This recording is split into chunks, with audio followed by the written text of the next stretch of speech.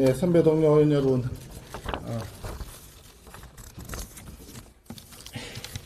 일단 반갑습니다. 제가 마음이 매우 좀 무거운 상태에 있어서 반갑다는 인사말이 그렇게 반갑게 안 들리시더라도 양해를 좀 부탁을 드립니다. 오늘 본회의에 이른바 2차 종합특검법이 상정이 될 예정입니다. 수사 결과가 자기들 마음에 안 든다고 해서 2차 특검법을 한다는데 탈탈 털어도 아무것도 나오는 게 없으니까 또 하겠다는 이야기를 하는 것이고, 우리 당 소속의 지방자치단체장들을 틀어서 지방선거에 타격을 주겠다라고 하는 정치적인 복선이 깔려 있는 것으로밖에 해석이 되지 않습니다. 특별검사라고 하는 것이 어떤 특정한 범죄 수사에 있어서 독립적인 지위를 가진 특별검사를 임명해가지고 특정 사안에 대해서 집중 수사하는 제도를 둔 것인데, 이것을 2차 종합특검이라고 얘기를 하는 것이 특정한 사건에 대한 검사를 왜 종합을 해서 한다고 하니까 뜨거운 아이스 아메리카노를 뭐 신청하는 거나 마찬가지 개념으로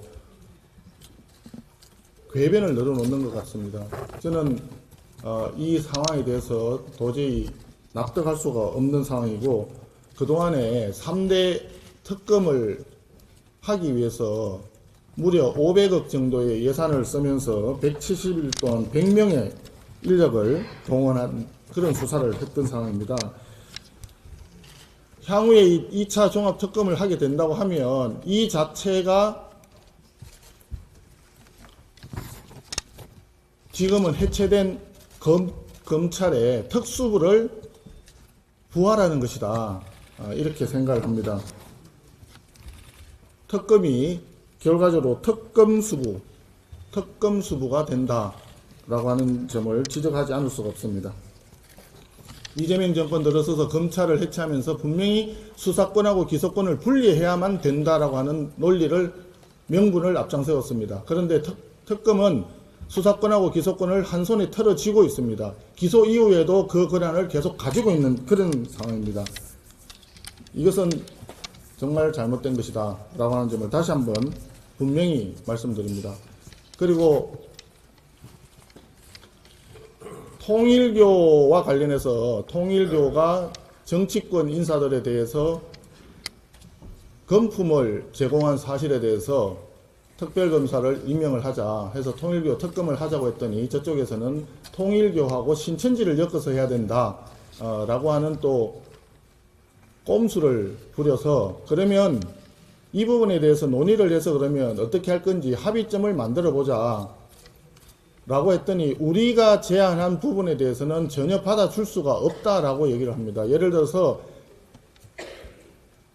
민중기 특검이 진술을 확보하고도 4개월 동안 아예 수사를 깔아뭉개고 아무런 조치도 하지 않고 있다가 공소시효가 거의 만료된 때쯤 수사 마지막 단계에 와서 경찰에다가 이첩을 하는 이런 부분에 대해서도 특별검사를 임명을 할 때 수사 대상으로 해서 수사를 해야 되지 않겠느냐 했더니 그것은 소용이 안 된다고 합니다. 그리고 그러면 통일교하고 신천지하고 어차피 수사팀이 다를 테니 그걸 하나의 특별검사가 아니라 둘로 나눠서 통일교, 신천지 두 개의 특검으로 진행을 할 수도 있지 않느냐 라고 했더니 그것도 전혀 수용할 수 없다, 하나로 해야 된다. 그래서 저는 참 이해가 잘 안 됩니다.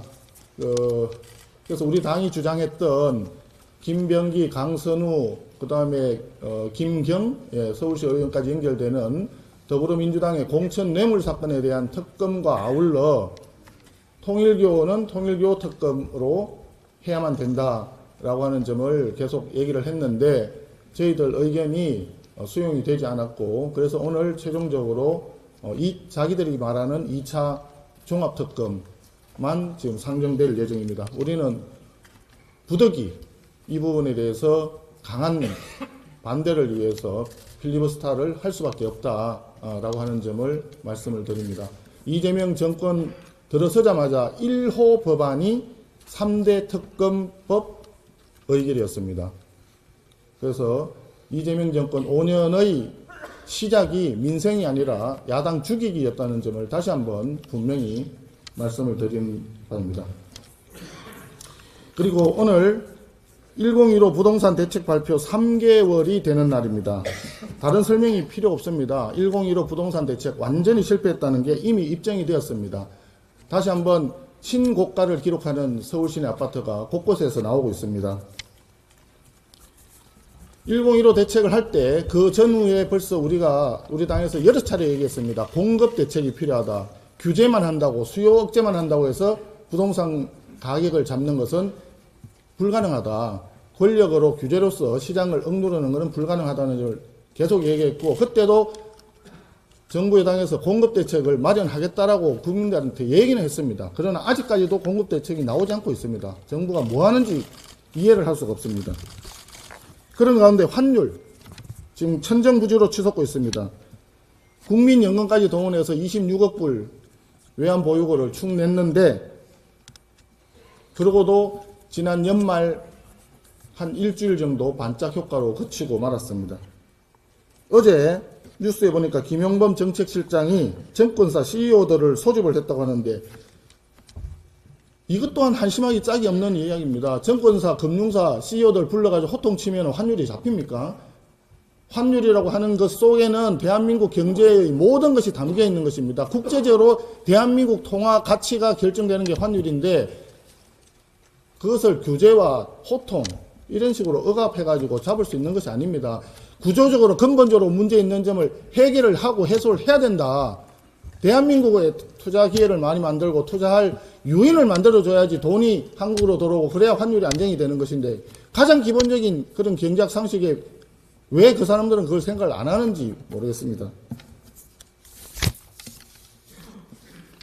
의원님들께 부탁 말씀드리겠습니다. 지금 부동산 말씀드렸고 환율 말씀드렸는데, 이 전체를 아우르는 것이 물가 아니겠습니까? 지금 물가가 굉장히 급등을 하고 있는데, 의원님들께서 의정 활동하시는 중간에라도 이 물가와 관련된, 고물가와 관련된 문제점들을 좀 많은 분들에게 좀 말씀을 좀 전파를 좀 해주시고, 현장 점검이라든지 필요한 조치는 우리가 야당이지만 우리도 민생을 위해서, 대한민국 경제를 위해서 조금 이런 부분에 의원님들께서 활동을 더 해주시기를 다시 한번 당부 말씀드립니다.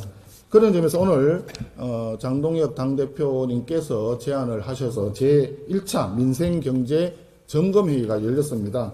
앞으로 당 지도부에서도 경제 상황을 꼼꼼히 점검하고 이재명 정권에 대해서 시적절한, 또 시장이 받아들일 수 있는 바람직한 그런 경제정책 수립할 수 있도록, 또 기조전환할 수 있도록 최선을 다하도록 하겠습니다.